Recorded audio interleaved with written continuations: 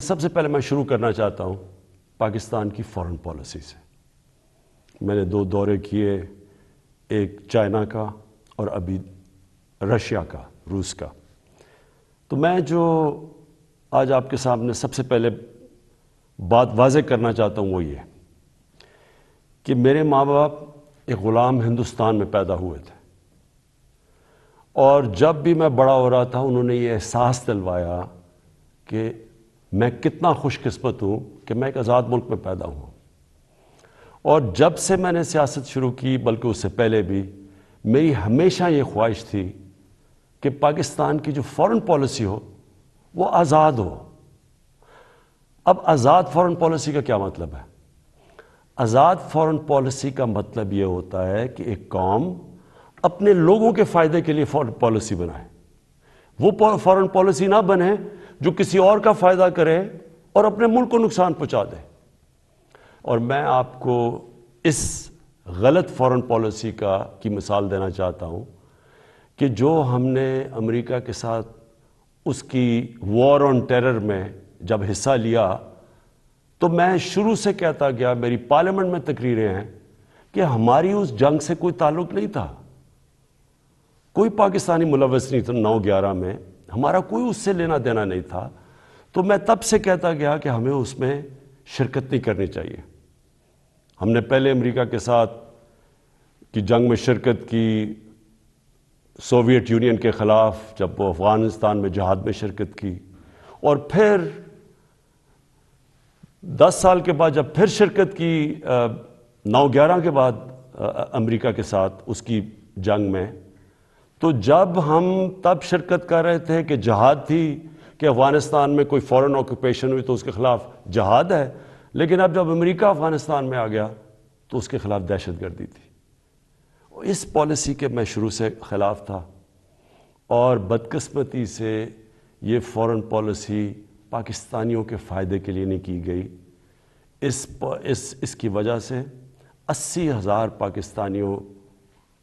کی شہادتیں ہوئیں، ہمارے 35 لاکھ لوگوں کی نقل مکانی ہوئی، قبائلی علاقہ تباہ ہوا، ہمیں $150 ارب سے زیادہ ملک کو نقصان ہوا۔ لیکن جو اس کی سب سے شرمناک بات کیا تھی کہ دنیا کی تاریخ میں پہلی دفعہ ایک ملک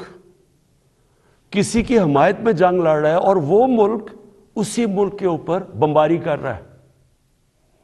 ہمارے ملک میں 400 سے زیادہ ڈرون اٹیکس کیے گئے، ہمارے ہی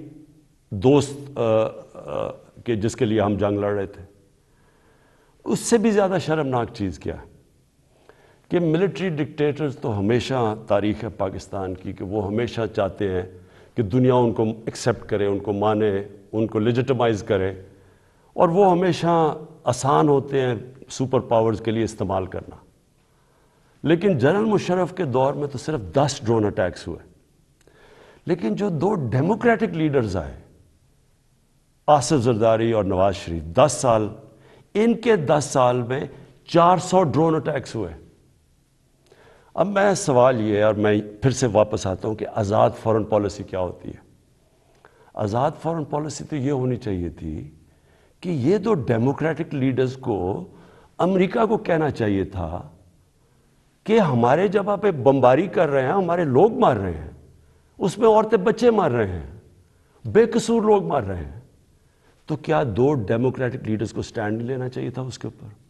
ایک سٹیٹمنٹ نہیں دی دونوں نے، بلکہ آصف زرداری نے اس کو ایک باب وڈورڈ جو بہت بڑا صحافی ہے امریکہ کا، وہ اپنی کتاب میں لکھتا ہے کہ اس نے، آصف زرداری نے امریکہ کے آرمی چیف کو کہا کہ کولیٹرل ڈیمیج سے مجھے کوئی فرق نہیں پڑتا جو ڈرون اٹیک سے جو بے قصور لوگ مرتے ہیں۔ اور یہ کیوں ہے؟ میں صرف آپ کو اس لیے یہ شروع میں بات فارن پالیسی کی، یہ اس لیے ہے کہ جب ملک کے سربراہوں کے پیسے اور جائیداد ملک سے باہر پڑی ہوتی ہے، جب ان کے اربوں ڈالرز کی پراپرٹی اور بینک بیلنسز اور آف شور اکاؤنٹس ہوتے ہیں، وہ کبھی اس ملک کی بہتری کے لیے فائدہ نہیں کرتے، وہ اپنے پیسے بچانے کے لیے کرتے ہیں۔ اور آج روس کے جو بڑے بڑے بزنس مین جن کو اولیگارکس کہتے ہیں، جن کے پیسے پڑے ہوئے ہیں لنڈن اور جن کی پراپرٹیز ہیں وہاں، آج جب سے یہ جنگ شروع ہوئی ہے انہوں نے سب فریز کرنے شروع کر دیے، ضبط کرنے شروع کر دیے جو ان کے پیسے پڑے ہوئے ہیں، ان کے بزنس مین کے پیسے پڑے ہوئے ہیں مغربی بینکس میں اور مغربی کیپٹلز میں۔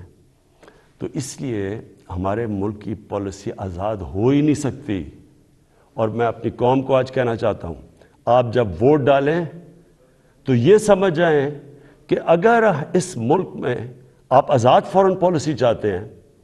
تو کبھی اس پارٹی کو ووٹ نہ ڈالیں جن کے سربراہ کے پیسے اور دولت اور جائیدادیں ملک سے باہر پڑی ہیں، وہ کبھی آزاد فورن پالیسی نہیں بنائیں گے۔ میں نے جتنے بھی دورے کیے، 2 چین کے بڑے امپورٹنٹ دورے تھے، اللہ کا کرم ہے کہ ہمارے ملک کو بھی عزت ملی اور پاکستان کے لیے انشاءاللہ وقت ثابت کرے گا بڑے زبردست۔ ہم نے دونوں جگہ بات چیت کی، خاص طور پہ چین پہ۔ جو روس میں ہم نے جانا تھا، اس لیے ہم نے جانا تھا کہ ہم نے 20 لاکھ ٹن گندم امپورٹ کرنی ہے روس سے۔ اور دوسری چیز، جو روس ایک ایسا ملک ہے جس میں میرے خیال میں دنیا کی 30% گیس ہے، تو آگے جس طرح پاکستان کی گیس کم ہو رہی ہے، ہم نے انشاءاللہ ان سے ہم نے جو معاہدے کیے ہیں کہ ان سے ہم گیس امپورٹ کریں گے۔ اور چین کے سامنے ابھی تھوڑی دیر کے بعد انشاءاللہ اس قوم کے سامنے آ جائے گا کہ جس طرح کے چین کے ساتھ ہمارے معاہدے ہوئے ہیں، اور خاص طور پہ سی پیک کا جو دوسرا فیز ہے۔ اب دوسری بات صرف میں نے مختصر کرنی تھی، اس سے پہلے میں جو ملک کے مسائل کے ہم نے حل سوچے، میں نے اور میری ٹیم نے، وہ آپ کے سامنے رکھوں گا۔ لیکن دوسری چیز ایک متنازع ایشو بنا ہوا ہے، اس کے اوپر تھوڑا شور مچا ہوا ہے کہ جی آزادی صحافت کے اوپر پابندی لگائی جا رہی ہے اور لوگوں کے منہ بند کیے جا رہے ہیں۔ میں پہلے آپ کو ایک چیز واضح کر دوں، پیکا لا، آپ سب کو یہ بتا دوں کہ یہ 2016 میں بنا تھا، اس میں صرف ہم ترمیم کر رہے ہیں۔ جو سربراہ ملک کا جس نے کرپشن نہیں کی، جو ملک کا سربراہ ملک کے قانون نہیں توڑتا، اس کو کبھی آزاد۔ آج آپ اٹھا کے دیکھ لیں، پاکستان کے اخبار میڈیا دیکھ لیں، تقریباً 70% خبریں ہمارے خلاف ہیں، ہمیں اس سے کوئی فرق نہیں پڑتا۔ لیکن یہ قانون کسی وجہ سے لے کے آئے ہیں۔ اس کی وجہ یہ ہے کہ پاکستان میں سوشل میڈیا کے اوپر اس طرح کا گند آ رہا ہے، اس طرح کی چیزیں آ رہی ہیں، چائلڈ پورنوگرافی آ رہی ہے، یعنی جو ہمارے اسلامک ویلیوز کی خلاف ورزی، ہمارے چھوڑے دنیا میں کسی بھی مہذب معاشرے میں اس طرح کی چیزیں نہیں آتی جو اب ہمارے سوشل میڈیا پہ آ رہی ہیں۔